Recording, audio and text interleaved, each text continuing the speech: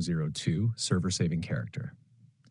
First, what this error means. This is usually a server-side login session issue, not a problem with your PC. It happens when your character session doesn't save properly or gets stuck. Number 1, wait and retry, most important. This error often appears during server overload, updates, / maintenance. Wait 5 to 15 minutes, then try again. Spamming login can make it worse.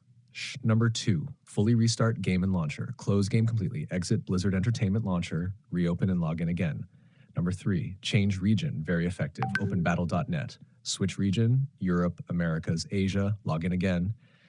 Fixes stuck session issues instantly in many cases.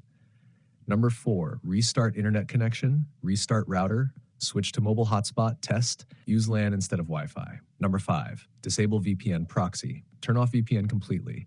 Blizzard servers may reject or delay VPN traffic.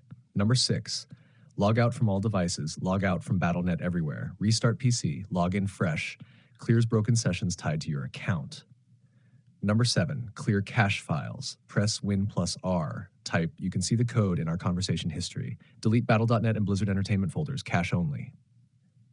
Number 8, scan and repair game. Open launcher, go to Diablo IV, click scan and repair.